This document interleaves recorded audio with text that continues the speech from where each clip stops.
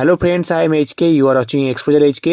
কৃষক বন্ধু প্রকল্পে অলরেডি ভেরিফিকেশান শুরু হয়ে গেছে এবং ভেরিফিকেশানের জন্য যে ফর্মটি ফিল আপ করে জমা করতে হচ্ছে, তো সেই ভেরিফিকেশান ফর্মে কৃষক বন্ধু আইডি নাম্বার লাগছে, অর্থাৎ কেবি আইডির প্রয়োজন হচ্ছে। তো অনেকেই কিন্তু সেই কেবি আইডি জানেন না আপনাদের কি আইডি রয়েছে সেটা। তো এই কৃষক বন্ধু আইডি আপনারা কিভাবে বের করবেন আপনাদের হাতে থাকা ফোনটি দিয়ে, খুব সহজেই 1 মিনিটে সেই প্রসেস আজকে দেখিয়ে দেবো এই ভিডিওতে। তো কৃষক বন্ধুর কেবি আইডি বের করার জন্য প্রথমে আপনাদের ফোনের গুগল ব্রাউজারে চলে আসতে হবে। ব্রাউজারে আসার পরে আপনারা সার্চ করে নেবেন কৃষক বন্ধু। কৃষক বন্ধু সার্চ করার পরে প্রথমের যে ওয়েবসাইটটা আপনারা দেখতে পাচ্ছেন লেখা রয়েছে কৃষক বন্ধু, এবং লিঙ্কটা দেখতে পাচ্ছেন kৃষকবন্ধু.wb.gov.in।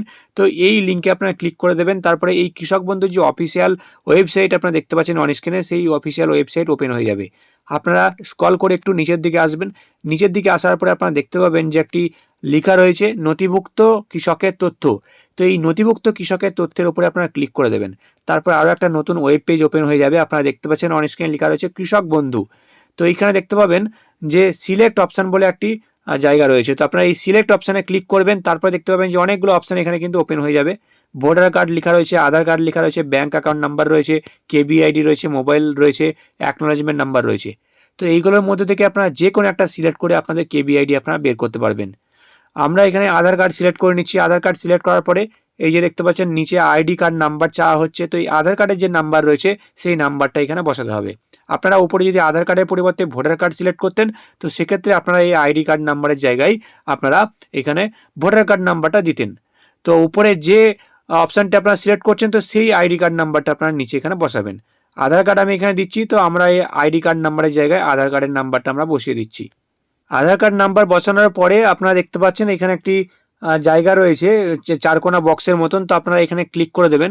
এখানে ক্লিক করার পরে আপনারা দেখতে পাবেন যে একটা ক্যাপচা কিন্তু ওপেন হয়ে যাচ্ছে। তো এখানে আপনারা দেখতে পাবেন এখানে অনেকগুলো কিন্তু এখানে অপশান থাকবে, অনেকগুলো ফটো থাকবে, তার মধ্যে আপনাকে সিলেক্ট করতে হবে যেটা এখানে সিলেক্ট করতে বলা হবে।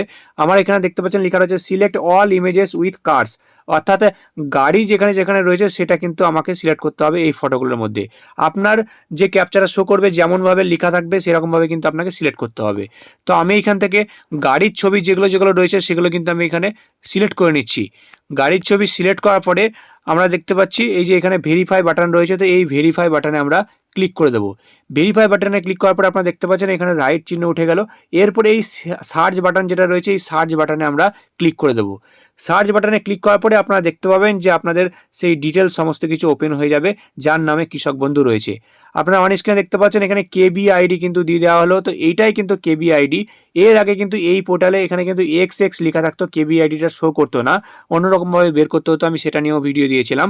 তো এই যে কেবি আইডি আপনারা দেখতে পেয়ে গেলেন, তো এটাই কিন্তু কেবি আইডি। আপনারা নোট করে রেখে দিন এবং এই কেবি আইডিটাই কিন্তু আপনারা সেই ভেরিফিকেশন ফর্মে বসাবেন। এবং এখানে আরও সমস্ত অপশানে কিন্তু দেখিয়ে দেবে কার নামে রয়েছে, তার গ্রাম পঞ্চায়েত কোথায়, তার ব্লক কোথায়, ডিস্ট্রিক্ট কোথায়, সমস্ত কিছু এখান থেকে কিন্তু আপনারা পেয়ে যাবেন। তো এই কেবি আইডিটা আপনারা অন্য কোনো জায়গায় নোট করেও রেখে দিন, পরবর্তীকালে কাজে লাগতে পারে। তো আশা করি আপনাদের সাহায্য করতে পেরেছি। ভিডিওটি ভালো লাগলে অবশ্যই একটা লাইক করবেন, সবাইকে বেশি বেশি করে ভিডিওটা শেয়ার করে দিন যাতে করে সবাই জানতে পারে। আর চ্যানেলে নতুন হলে চ্যানেলটাকে সাবস্ক্রাইব করতে ভুলবেন না।